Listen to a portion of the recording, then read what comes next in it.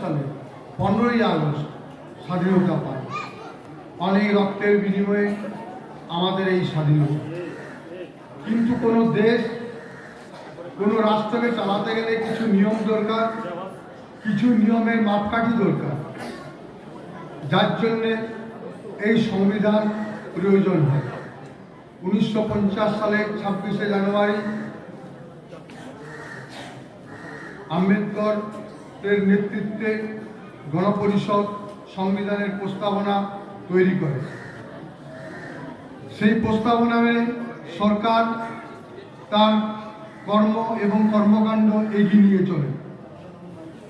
এই 26শে জানুয়ারি প্রজাতন্ত্র দিবস সংবিধানের প্রস্তাবনায় বলা হয়েছে, আমাদের এই দেশ ভারতবর্ষ সার্বভৌম, সাধারণতন্ত্র, ধর্ম নিরপেক্ষ, গণতান্ত্রিক প্রজাতন্ত্র। তোমরা এখনই এই নিয়ে শপথ পাঠ করলে। সার্বভৌম মানে কি? সার্বভৌম অর্থাৎ আমার দেশ এই ভারতবর্ষ অন্য কোনো দেশের উপর নির্ভরশীল নয়। তার অভ্যন্তরীণ এবং বৈদেশিক বিভিন্ন কর্মকাণ্ডে ভারত নিজ মত পোষণ করবে। এই হচ্ছে সার্বভৌম। সমাজতান্ত্রিক, আমরা সমাজবদ্ধ, প্রত্যেক মানুষ সমাজবদ্ধ জীব। সমাজের কর্মকাণ্ড এগিয়ে নিয়ে যাওয়ার জন্য সরকারের বিভিন্ন পদ্ধতি তারা নির্ধারণ করেন, সমাজকে যাতে এগিয়ে নিয়ে যাওয়া যায়। জমিদারি প্রথার বিলোপ সাধন, সামাজিক উন্নতির জন্য কর নিরূপণ, জমিদারি প্রথার উচ্ছেদ, এই সমস্ত কর্মকাণ্ড নিয়ে সমাজকে এগিয়ে নিয়ে যাওয়া যায়। এগিয়ে নিয়ে যাওয়া যায়, ধনী দরিদ্রের বৈষম্য দূর করা যায়। এই জন্য আমাদের দেশ সমাজতান্ত্রিক। আরেকটি বলা হয়েছে, আমাদের দেশ হচ্ছে ধর্ম নিরপেক্ষ, অর্থাৎ সংবিধানে, আমাদের দেশের সংবিধানে কোনো ধর্মকে উল্লেখ করা নেই। মানুষ নিজের নিজের ধর্ম অনুসারে তাদের ধর্মমত স্বাধীনভাবে গ্রহণ করতে পারে, আলোচনা করতে পারে, ইত্যাদি ইত্যাদি। এই কারণে আমাদের দেশ ধর্ম নিরপেক্ষ। এখানে সব ধর্মের মান সমান, মাপকাঠি হিসাবে সব ধর্মকে সমান গুরুত্ব দেওয়া হয়েছে। সংবিধান স্বীকৃত কোনো ধর্ম নেই। প্রজাতান্ত্রিক, প্রজাতন্ত্র বলতে আমাদের এই দেশ ভারতবর্ষে এখানে গণতন্ত্র প্রতিষ্ঠিত, অর্থাৎ এখানে একনায়কতন্ত্র, রাজা বা রাজতন্ত্রের এখানে কোনো মান নেই। আমাদের সাধারণ মানুষেরা যারা আমাদের মৌলিক অধিকার প্রয়োগ করতে পারি, ভোটাধিকার প্রয়োগ করতে পারি, এই ভোটাধিকারের মাধ্যমে আমরা আমাদের প্রত্যক্ষ পরোক্ষভাবে মনোনীত ব্যক্তিকে পার্লামেন্টে পাঠাই এবং তারা আমাদের সরকার সার্বভৌম পরিচালিত করে। গণতন্ত্র পদ্ধতি এক, আমরাই সব, দেশের জনগণই সব। আমাদের প্রত্যক্ষ পরোক্ষ ভোটাধিকার মাধ্যমে আমরা আমাদের রাষ্ট্র নেতা নির্বাচন করি। রাষ্ট্রপতি আমাদের দেশের প্রধান, তিনি আমাদের দেশ পরিচালনা করেন, ইত্যাদি ইত্যাদি। এই কারণে সংবিধান শিক্ষিতভাবে আমাদের আজ 26 জানুয়ারি প্রজাতন্ত্র দিবস। আমরা যে স্বাধীনতা পেয়েছি অনেক রক্তের বিনিময়ে পেয়েছি। এর জন্য আমাদেরকে অনেক লড়াই করতে হয়েছে, অনেক জীবন চলে গেছে। 1947 সালের 15 আগস্ট আমরা পেয়েছি স্বাধীনতা। কিন্তু এই স্বাধীনতা এই স্বাধীনতার সুখ আমরা ভোগ করতে পারিনি। এই স্বাধীনতা পেতে গেলে আমাদের যেমন জীবন দিতে হয়েছে, রক্ত দিতে হয়েছে, সেরকম ঘটে গেছে অনেক সাম্প্রদায়িক দাঙ্গা। ঐতিহাসিকরা দেখেছেন, শুধুমাত্র পশ্চিম ভারতে 15 লক্ষ মানুষ মারা গিয়েছিল সেই সময়। এমন সাম্প্রদায়িক দাঙ্গার বিভৎস রূপ এবং তার এই রক্ত মাংস কঙ্কালের উপর দিয়ে হেঁটে এসেছে আমাদের স্বাধীনতা। আমরা সেই স্বাধীনতা ভোগ করেছি। তাছাড়া আমাদের দেশ যখন স্বাধীন হয়, সেই স্বাধীন দেশের ইংরেজ ভারতের বাইরে 600টি স্বাধীন রাজ্য ছিল। আমাদের যে দেশ, যে ভারতবর্ষের কথা আমরা ভাবছি, সেটি হচ্ছে ইংরেজ শাসিত ভারতবর্ষ। তার বাইরে 600টা স্বাধীন রাজ্য ছিল, ছোট বড়, যেমন কাশ্মীর, জুনাগড়, হায়দ্রাবাদ, ইত্যাদি ইত্যাদি। লর্ড মাউন্টব্যাটেন প্রস্তাব দিয়েছিলেন ইংরেজ ভারতের বাইরে যে সমস্ত 600টি স্বাধীন রাজ্য আছে, প্রায় 600টি, তারা হয় ভারতবর্ষে যোগ দেবে, নয় তারা পাকিস্তানে যোগ দেবে, নয়তো তারা স্বাধীন থাকবে। কাশ্মীর যেমন চেয়েছিল আমরা স্বাধীন থাকব, কিন্তু শেষ পর্যন্ত স্বাধীন থাকতে পারেনি। আমাদের সর্দার বল্লভভাই প্যাটেল, আমাদের আইনমন্ত্রী শ্যামাপ্রসাদ মুখার্জি, এদের দৃঢ় পদক্ষেপে এই সমস্ত জায়গাগুলি ভারতভুক্ত হয়, নয়তো দেশের ঐক্য, দেশের সংহতি ঠিক রাখা সম্ভব হয় না। তার উপর আরেকটা জিনিস আমাদেরকে খুব ভাবিয়ে তুলেছিল সেই সময়, সেটা হচ্ছে দেশ ভাগ। আমাদের বিশাল বড় দেশ, আমাদের দেশ মানে তোমরা বুঝতে পারছো, বিশেষ করে 8-9-10-এর ছেলেরা, আজকের ভারতবর্ষ, আজকের পাকিস্তান, আজকের বাংলাদেশ, এই সমস্ত নিয়েছিল তখনকার ভারতবর্ষ। অতএব আমাদের দেশ থেকে খানিকটা জায়গা যখন বেরিয়ে যাচ্ছে পাকিস্তান, পূর্ব পাকিস্তান, পশ্চিম পাকিস্তান, অতএব জনসংখ্যা তো চলে গেল, সেই সঙ্গে সেই জমি জায়গাও চলে গেল ভারত থেকে। চলে এলো উদ্বাস্তু সমস্যা, লক্ষ লক্ষ পিঁপড়ের সারির মতো লক্ষ লক্ষ উদ্বাস্তু আমাদের দেশে চলে এলো। আমাদের খাদ্য সমস্যা, আমাদের অন্ন সমস্যা, আমাদের কৃষির সমস্যা মাথার উপর চেপে বসলো। হাহাকার, নির্যাতন, মানুষের মধ্যে মানুষকে কুড়ে কুড়ে খেতে লাগলো। বাংলাদেশ যেটা পূর্ব পাকিস্তান ছিল, সেইখানে জমি জায়গায় চলে গেল, সেইখানে প্রচুর ধান এবং পাট উৎপন্ন হয়। সেই পাট নিয়ে আমাদের শ্রীরামপুর, চুচুড়া, জগদ্দল এই সমস্ত জায়গায় পাটকল চলতে থাকে। অতএব সেই জমি চলে গেল, সেখান থেকে লক্ষ লক্ষ শরণার্থী চলে এলো আমাদের ভারতবর্ষ। তাদের অন্ন, বস্ত্র, বাসস্থান, তাদের পয়ঃপ্রণালী, তাদের চিকিৎসা, তাদের ধর্ম, তাদের পোশাক, তাদের সমস্ত কিছু জোগাড় করতে সেই সময় ভারত সরকার হিমশিম খেতে লাগলো। তবু তো তাদের তো কোনো অন্যায় নেই, তারা তো কোনো অন্যায় করেনি, তারা একটা দেশেই মানুষ। আজকে যদি আমরা কোনো কারণে বর্জরা বা বেলে তুলে জায়গা কিনে ঘর করি, পরবর্তীকালে যদি আমাদের মাঝে মাঝে জায়গায় পার্টিশন পড়ে যায়, তার জন্য তো আমরা দায়ী নই, তারা আমাদের দেশেরই মানুষ। অতএব তাদের পুনর্বাসন প্রয়োজন। এই কারণে সেই সময়টাকে বলা হচ্ছে পুনর্বাসনের যুগ। তাহলে ওই দিক থেকে শরণার্থী, লক্ষ লক্ষ শরণার্থী, তাদের অন্ন, বস্ত্র, বাসস্থান, পয়ঃপ্রণালী, চিকিৎসা ভারত সরকার করতে লাগলো। কিন্তু তাদের জমিটা আমরা পেলাম না, তাদের জনসংখ্যা চলে এলো, জমি সেইখানে রয়ে গেল, সেই পাট আমরা পেলাম না। অতএব শিল্পের উপাদানের অভাবে আমাদের দেশের কলকারখানাগুলো বন্ধ হয়ে গেল, আমাদের দেশে লক্ষ লক্ষ বেকার বেড়ে গেল, শরণার্থীর চাপ বেড়ে গেল। এই সব কারণে আমাদের দেশ কিন্তু এখনো পর্যন্ত মাথা তুলে দাঁড়িয়ে আছে। আমরা কৃষিতে স্বনির্ভর, আমরা অন্য অন্য দেশকে এখন চাল, ধান, গম সরবরাহ করছি, তারা খেয়ে পরে বেঁচে আছে।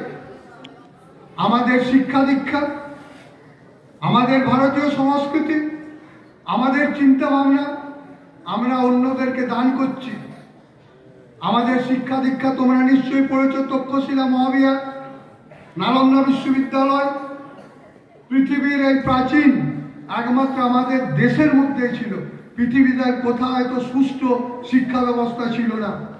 নালন্দা তোমরা নাম শুনেছ, বিশ্ববিদ্যালয়, দূর দেশ থেকে বিভিন্ন ছাত্র পড়তে আসতো।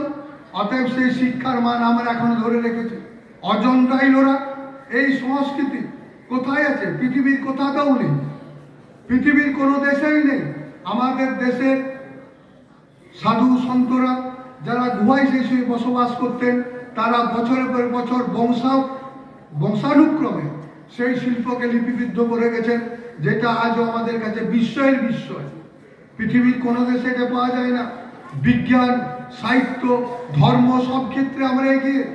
বিজ্ঞান এখন যদি বিশ্বের 10 জন বড় বিজ্ঞানীর নাম করা হয়, ভারতবর্ষের পড়বে 8 জন, তার মধ্যে 5 জন বাঙালি। মহাকাশ গবেষণায় যদি বিশ্বের 5 জন বিজ্ঞানীর নাম করা হয়, 5 জন বিজ্ঞানী ভারতীয়, তার মধ্যে 3 জন বাঙালি। আমরা করোনার টিকা অন্য দেশকে সাহায্য করেছি, রোগ মুক্ত করেছি। এইসবের মূলে কিন্তু আমাদের প্রচেষ্টা, আমাদের প্রয়াস। এই জন্যে তোমরা দেশের আজকে ছাত্র আছো, একদিন তোমরা দেশের নাগরিক হবে, দেশের হাল ধরবে। কে আছো জওয়ান, হও আগোয়ান, তোমরাই তখন এগিয়ে আসবে। অতএব দেশের আগে বড় কেউ নেই। যারা আমাদের ছেড়ে চলে গেছেন, রক্তের আলপনা রেখে দেশকে স্বাধীন করে দিয়ে গেছেন, তাদের কথা আমরা ভুলিনি। তাদেরকে আজ আমরা শ্রদ্ধার সঙ্গে স্মরণ করছি। তাদের এই কর্মকাণ্ড, তাদের ধ্যান ধারণা, তাদের এই সমস্ত কিছু ইতিহাসে স্থান পেয়েছে। তারা তাদের নিজেদের জীবন দিয়ে আমাদের দেশকে স্বাধীন করে দিয়ে গেছে। আমরা তাদেরকে শ্রদ্ধার সঙ্গে স্মরণ করব। আর তোমরাও দেশের আজকে ছাত্র, একদিন তোমরা নাগরিক হবে। তোমাদের কাছে আমরা আশা করব, আগে তোমাদের কাছে দেশ, তারপর অন্য কিছু। যারা স্বর্গগত তারা এখনো জানে স্বর্গের চেয়ে বড় জন্মভূমি। জন্মভূমির আগে কেউ কিছু নেই। অতএব জন্মভূমিকে ভালোবাসা, তাকে রক্ষা করা, তাকে সম্মান দেওয়া আমাদের কর্তব্য, তোমার কর্তব্য, আমার কর্তব্য, দেশের প্রত্যেকটি নাগরিকের কর্তব্য। বন্দে মাতরম। আমাদের সকলের মনে সঞ্চারিত হোক এই আশা করি। এরপর দেশাত্মবোধক সঙ্গীত পরিবেশন করবে আমাদের বিদ্যালয়ের ছাত্রবৃন্দ।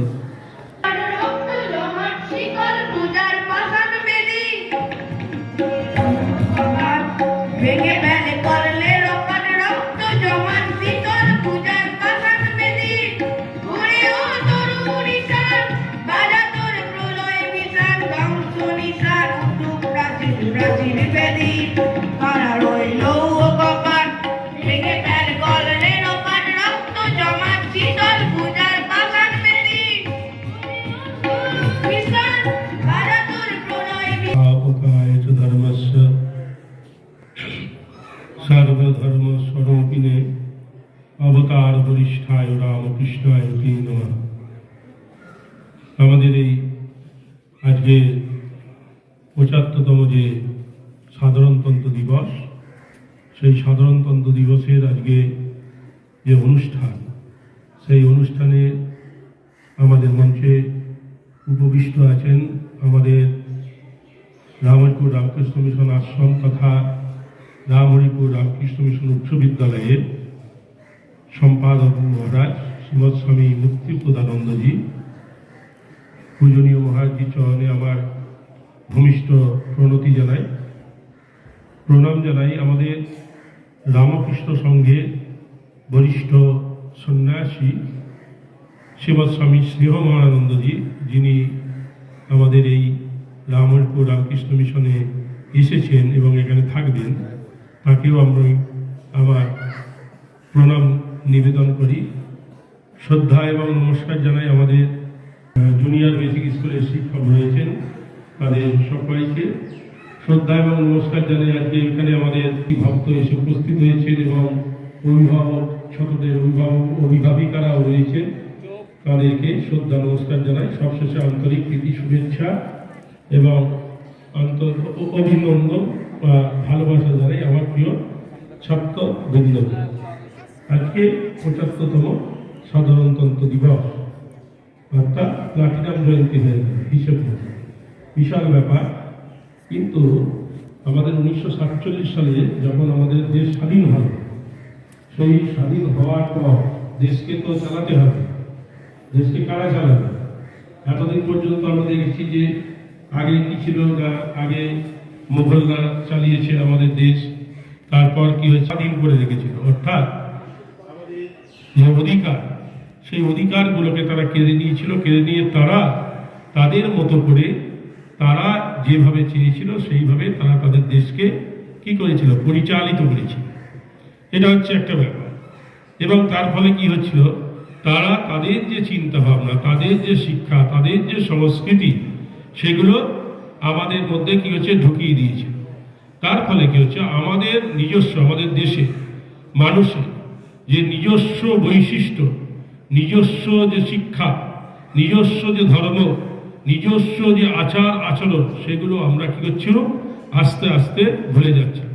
২০০ বছর তৎকালীন সময়ে যদি দেখা যায় যে গড় আয়ু 50 বছর ধরা যায়, তাহলে কি হলো 4টে জেনারেশন কি হয়েছে না, 4টে জেনারেশন আমাদের কি হচ্ছে যে আমাদের নিজস্ব যে আচার আচরণ, আমাদের নিজস্ব যে বিশ্বাস, সেই বিশ্বাসকে আমরা আমাদের মধ্যে কি করতে পারিনি, প্রবিষ্ট করতে পারিনি। কেন পারিনি না, আমাদের দেশে যারা শাসন করত তারা কিন্তু আমাদের এখান থেকে উত্তরণ ঘটানোর জন্য আমাদের ভারতবর্ষে যারা দামাল ছেলে, যারা চেয়েছিল, যারা বুঝেছিল, আমরা সেই যদি দেখি যে স্বাধীনতাহীনতায় কে বাঁচিতে চায় রে, কে বাঁচিতে চায়, দাসত্ব শৃঙ্খল কে রাখিবে পায় গো, কে রাখিবে পায়, সেই রঙ্গলাল বন্দ্যোপাধ্যায় থেকে শুরু করেছে। কিন্তু তারা কি করেছে, তারা তাদের কবিতার মধ্যে দিয়ে যে এটা যে দাসত্ব, দাসসুলভ আচরণের আমাদের তৈরি হয়ে যাচ্ছে এবং আমরা পরম উপেক্ষী হয়ে যাচ্ছি, এটা অনুভব করেছে। এবার আস্তে আস্তে সঞ্চারিত হতে থাকলো সেই ভাবটা। তারা কি করলো, তারা এখান থেকে বেরিয়ে আসতেছে। এই যে একটা ভেঙে প্যানে কর্ণের ওপর রক্ত দেবার শিকল পূজার পাষাণ ভেদি, তারপর কি বলছে না, এই যে বদ্ধতা আমাদের যে বেষ্টন করে না, এর মধ্যে যারা যারা কি করলো, এটাকে ওভারকাম করার চেষ্টা করলো। তারা আপনাদের যে নীতি, আপনাদের যে আদর্শ, আপনাদের যে শিক্ষা, এগুলো মানব না। আমাদের ভারতবর্ষে যেটা চন্দনবাবু ছিল, বহু প্রাচীন বৈদিক সভ্যতা থেকে শুরু সংঘর্ষ চললো কাদের সঙ্গে, ব্রিটিশদের সঙ্গে আমাদের দেশের মানুষরা। তারা কি করলো, কখনো কখনো আবেদন নিবেদন করলো, আবার কখনো কখনো কি করলো না, সরাসরি বিদ্রোহ ঘোষণা করলো। তা বিদ্রোহ ঘোষণা করলো যখন, তখন যারা করলো তাদের উপর কি হচ্ছে, অত্যাচার নেমে, ব্রিটিশ শাসক অত্যাচার শুরু। এইভাবে অনেক ঘাত প্রতিঘাতের মধ্যে দিয়ে আমরা স্বাধীনতা লাভ করলাম এবং স্বাধীন ভারতবর্ষকে পরিচালনা করতে হবে। যখন আমরা বুঝতে পারছিলাম যে আমাদের দেশের স্বাধীনতা আসতে, ভারত মাতাকে উদ্দেশ্য করে আজ আমার নিবেদন, ভারতবর্ষ সৌমেন্দ্র ভৌমিক। এখানে 3টে, ওখানে 3টে, সেখানে 3টে কেউ। এই তল্লাটে তারা ছাড়া আর মনীষী নেই কেউ।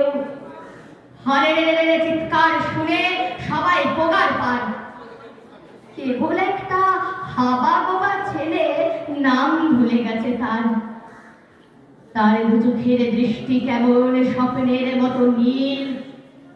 আমির খানের মুখের সঙ্গে একটু রয়েছে মিল। সবাই ধরলো, মারলো, বলল বল জয় সিয়ারাম। ছেলেটা বলল রবীন্দ্রনাথ, নজরুল ইসলাম। আরেক দল বলল বলতো আল্লাহু আকবার। ছেলেটা বলল বিরোধীও আর অফিস দীপঙ্কর। সবাই ধরলো, মারলো, বলল কোনখানে তোর ঘর। ছেলেটা বলল ভারতবর্ষ সবরমতীর চর। অনুভবে সুললিত কবিতা আবৃত্তি আমাদের সকলকে মুগ্ধ করেছে, এ বিষয়ে কোনো সন্দেহ নেই। অনুভবকে আমাদের আন্তরিক শুভেচ্ছা জানাই। এরপর বক্তব্য পরিবেশন করবেন আমাদের বিদ্যালয় তথা আশ্রমের পূজনীয় সম্পাদক মহারাজ শ্রীমৎ স্বামী মুক্তিপ্রদানন্দজি মহারাজ। আজকে এই মঞ্চে উপবিষ্ট আমাদের ভাতৃপ্রতিম শ্রীমানন্দজি, ভাতৃপ্রতিম প্রধান শিক্ষক দীপনিষ্ঠানন্দজি এবং তার সহকর্মী শিক্ষকবৃন্দ, শিক্ষক সহকর্মী সবাইকে আমার প্রীতি নমস্কার, শুভেচ্ছা জানাই। তোমাদের জানাই শুনে ভালোবাসা। আজ এক আনন্দমুখর দিন। সব চঞ্চল হয়ে যাচ্ছ। কতক্ষণ চন্দনবাবু সুন্দরভাবে ব্যাখ্যা করেছে, আমি বেশি সময় নেব। আর তোমাদের প্রধান শিক্ষক মহারাজ খুব সুন্দর করে আজকে তাৎপর্য ব্যাখ্যা করেছে। এইটা একজন অতিথি এলে তাদের সম্মান জানাতে চুপচাপ থাকতে হয়। আজকে বিশেষ দিনে এই দিনটিতে আমাদের স্বাধীনতা দিবসের মতো মর্যাদাপূর্ণ পালন করে থাকি। কেন? স্বাধীন ভারতবর্ষের অনেক আগে স্বামী বিবেকানন্দ বলে গিয়েছিলেন যে পরানুকরণ, পরানুবাদ, পরাঙ্গপেক্ষা এই লইয়া তোমার স্বাধীনতা উপলব্ধি করবে। তাহলে স্বাধীনতার আগে যারা স্বাধীনতা সংগ্রামী যারা, তাদেরকে বলেছিল যে তোমরা নিজের স্বাধীন চিন্তা করতে শেখো, দেশের মানুষের কল্যাণ কিভাবে করা যায়। ঠিক সেইভাবে 1927 সালে জওহরলাল নেহরুর নেতৃত্বে একটা কমিশন গঠন করা হয়েছিল। সেই কমিশনে ঠিক করা হলো আমরা স্বরাজ চাই, আমাদের স্বভাব দল মন নির্বিশেষে ভারতবর্ষের মানুষের প্রতিনিধিত্ব করছেন যে আমরা স্বরাজ চাই, আমরা আমাদের চিন্তা, আমাদের ভালো মন্দ আমরা শাসন করবো, তোমরা রাজা থাকো। এই যে ৬০০টি রাজা ছিল, সেই রাজারা তার রাষ্ট্র করছে, কর দিত, আমাদের শাসন ভাব দায়িত্ব দাও, আমাদের কল্যাণের জন্য চিন্তা করতে দাও। ইংরেজরা বললো তোমাদের এখন সে সময় হয়নি, তোমরা মূর্খ, তোমরা পারবে না, অধিকার দিল না। সেই ২৭ সাল থেকে ৪৭ সাল পর্যন্ত এই দিনটিতে তারা প্রতিজ্ঞা নিয়েছিল যে আমরা আমাদের স্বরাজ চাই, আমরা আমাদের মতো করে স্বাধীনতা চাই, দিল না। সেইভাবে চলতে থাকলো, স্বাধীনতা এলো। কিসের জন্যে? হাত পাতা যে পার্টি, হাত পাতা যে আমাদের ভিক্ষা হবে না। নেতাজির নেতৃত্বে আজাদিন ফৌজের মাধ্যমে সংগ্রাম, যুদ্ধ, বলিদান, রক্তদান, তারপরে এলো স্বাধীনতা। তাই যখন স্বাধীনতার পরে সেই আজাদিন ফৌজের সৈনিকদের গুলি করে ৩,০০০ লোকে মেরেছিল। আমরা বলি পাঞ্জাবে জালিয়ানওয়ালাবাগে হত্যাকাণ্ড ২,০০০ লোক মেরেছিল, আর আমাদের আজাদিন ফৌজকে ৩,০০০ গুলি করে মারল সৈনিকদের। দেখো স্বাধীনতার রক্ত কতটা বয়েছে। তারপরে লাল কেল্লাতে হাজার হাজার সৈন্যকে নিয়ে কি নির্যাতন! এই নির্যাতনের পক্ষে মিলিটারিতে ২০,০০০ নৌবাহিনী তারা বিদ্রোহ ঘোষণা করলো ইংরেজের বিরুদ্ধে। তারা থরথরে কাঁপতে লাগলো। ইংরেজ আমাদের দেশে যে পদাতিক বাহিনী হাজার হাজার সৈন্য বলতে আমরা তোমাদের বর্ষতা স্বীকার করবো না। এই নেতাজির আজীবন সংগ্রাম, দেশের জন্যে রক্তের নদী বয়ে গিয়েছে। সেই স্বাধীনতার বিকল্প দিন হচ্ছে এই আমাদের ২৬শে জানুয়ারি। এটা মনে রাখতে হবে। অনেক রক্ত দিয়েছি আমরা, আমাদের পূর্বপুরুষরা। এইবারে আমাদের তাকে রক্ষা করার দায়িত্ব, সংকল্প করার দায়িত্ব। আজকে মহারাষ্ট্র সরকার ঘোষণা করেছে যে প্রত্যেক ছাত্রছাত্রীকে স্কুলে আমাদের মৌলিক অধিকারের কথা শেখানো হবে। আমার সঙ্গে সঙ্গে মনে পড়লো মৌলিক অধিকারের সঙ্গে মৌলিক কর্তব্যের কথা আছে আমাদের। সেইগুলো স্বাধীন ভারতবর্ষের ছাত্রদেরকে শেখা উচিত ছাত্র অবস্থা থেকে। মৌলিক অধিকার আর মৌলিক কর্তব্য। শুধু অধিকার বলে কাটালে হবে না, হাত পাতলে হবে না। শ্রীরামকৃষ্ণ মুঠ হাত করতে শেখো, চিতাপ করলে হবে না। চিতাপ করার অধিকার, চিত হাত করার অধিকার, কিন্তু সঙ্গে সঙ্গে উপড়া করতে শেখো। দেওয়ার অধিকার আছে আমাদের, দায়িত্ব নেওয়ার অধিকার আছে। সেই দায়িত্ব কর্তব্য পালনের অঙ্গীকার করতে হবে ছাত্র বয়স থেকে। সুশৃঙ্খল হয়ে গড়ে উঠতে হবে। আর যে যেখানে তোমার বড় হয়ে থাকবে, নারায়ণবাবু বলছিলেন কিভাবে উঠছে ভারতবর্ষ, কি অর্থনৈতিক, কি বিজ্ঞান চিন্তা, টেকনোলজি, সমস্ত কিছুতে তোমরাই করছো, আমাদের দেশের ছেলেরা করছে। সেই জন্য বলছি আজকে এই সংকল্প নেওয়ার দিন। একটা অধিকার, একটা হচ্ছে কর্তব্য। সেটা সচেতন থেকে সুষ্ঠু মানুষ হয়ে দেশের কাজে লাগতে হবে, দেশের কর্তব্য পালন হতে হবে। পরাণকরণ, পরমুখাপেক্ষা। আর ওই পরানুবাদ ওরা কি বলতে শুনে শুনে বললে হবে না, স্বাধীনভাবে বলা, স্বাধীনভাবে শিখতে হবে। এই হচ্ছে আমাদের ভারতবর্ষের ছাত্রদের কর্তব্য। তোমরা সেই সংকল্প নাও আজকে, এই আমাদের অধিকার সংকল্পের কথা যে অধিকার আছে জানো তোমরা, তোমাদের অধিকার নাও, আবার দেশকে ফিরিয়ে দাও। সবাইকে শুভেচ্ছা, নমস্কার, ধন্যবাদ। প্রথমে বিদ্যালয়ের সম্পাদক মহারাজ পূজনীয় শ্রীমৎ স্বামী মুক্তিপ্রদানন্দজি মহারাজকে বিদ্যালয়ের পক্ষ থেকে ভক্তিপূর্ণ প্রণাম জানায়। উনি ওনার ভাষণে 26শে জানুয়ারি কেন পালন করা হয় তা উনি তুলে ধরেছেন। এই জন্য মহারাজকে কৃতজ্ঞতা ও ধন্যবাদ জানাই। মঞ্চে এতক্ষণ উপস্থিত থেকে আমাদের অনুষ্ঠান দেখেছেন। আমাদের আজকের প্রধান অতিথি স্বামী স্নেহাময়ানন্দজি মহারাজ, ওনাকে প্রণাম, কৃতজ্ঞতা ও ধন্যবাদ জানাই। আজকের অনুষ্ঠানের আয়োজক বিদ্যালয়ের প্রধান শিক্ষক শ্রীমৎ স্বামী দিব্যনিষ্ঠানন্দজি মহারাজ, তাকে বিদ্যালয়ের পক্ষ থেকে প্রণাম জানায়। উনি ওনার ভাষণে 26শে জানুয়ারির তাৎপর্য, এজন্য ওনাকে কৃতজ্ঞতা ও ধন্যবাদ জানাই। এছাড়া স্টেজ ইভেন্টে আমাদের বিদ্যালয়ের শিক্ষক শ্রী বামাপদ বন্দ্যোপাধ্যায় মহাশয়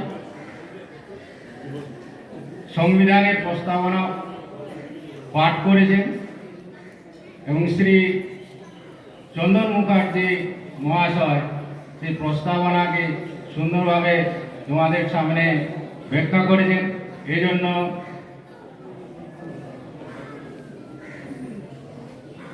ওনাদের বিদ্যালয়ের পক্ষ থেকে কৃতজ্ঞতা এবং ধন্যবাদ জানাই। এছাড়া ছাত্ররা যারা স্টেজ ইভেন্টে অংশগ্রহণ করেছ, তাদের মধ্যে হচ্ছে প্রাথমিক বিদ্যালয় থেকে আদর্শ ঘোষ, ঋষান দে, অর্পণ মণ্ডল, দেবজিৎ ঘটক, দ্রোণ মান, এবং মাধ্যমিক বিদ্যালয় থেকে অনুভব বন্দ্যোপাধ্যায় এবং অন্যান্য যে ছাত্রবৃন্দ এবং যারা দর্শক আসনে বসে আছে, সবাইকে প্রীতি, শুভেচ্ছা ও ভালোবাসা জানায়। এছাড়া যে সমস্ত অতিথি এবং রামকৃষ্ণ মিশনের ভক্তবৃন্দ, এছাড়া অভিভাবক অভিভাবিকা উপস্থিত আছেন অনুষ্ঠানে, তাদের সবাইকে নমস্কার, কৃতজ্ঞতা ও ধন্যবাদ জানাই। আর যাদের সহযোগিতা এই যে সুন্দর অনুষ্ঠান আজকে সফল হলো, আমাদের বিদ্যালয়ের মাননীয় শিক্ষকবৃন্দ এবং প্রাইমারি বিদ্যালয়ের শিক্ষকবৃন্দ এবং শিক্ষাকর্মীবৃন্দ, সবাইকে শ্রদ্ধা, কৃতজ্ঞতা ও ধন্যবাদ জানাই।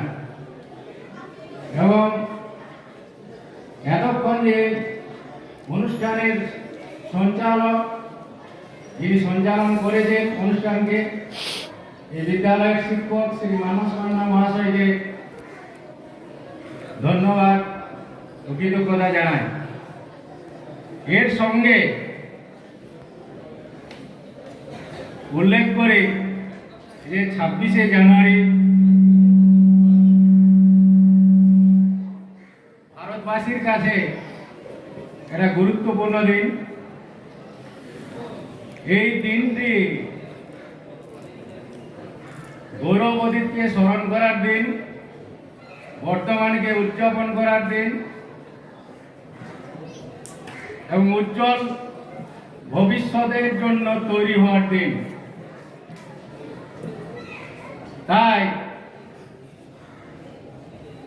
দেশের অখণ্ডতা, ঐক্য, সংহতি, সৌভ্রাতৃত্ববোধ,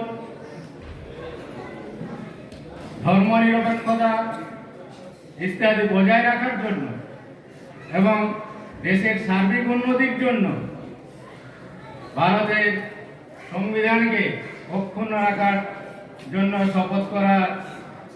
শপথ নিয়ে যাতে এই সংবিধানকে আমরা রক্ষা করতে পারি তার জন্য আজকে আমরা অঙ্গীকারবদ্ধ হয়। শেষে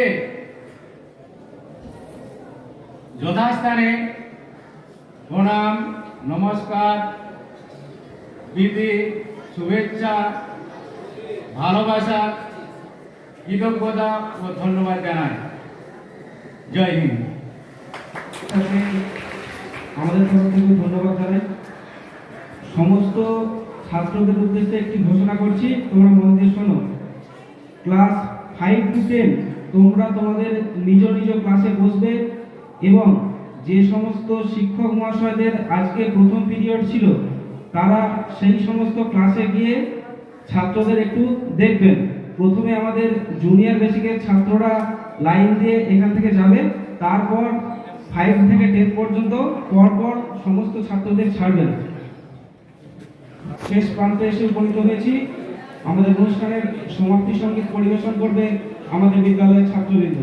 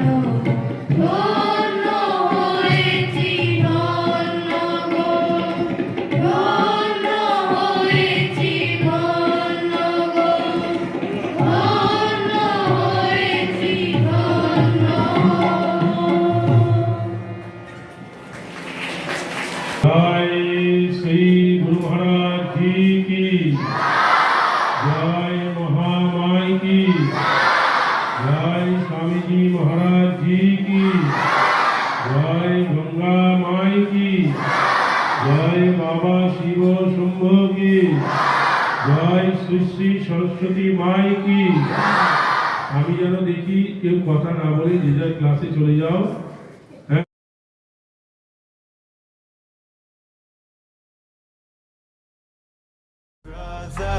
It's caught in the crossfire. It's caught in the crossfire.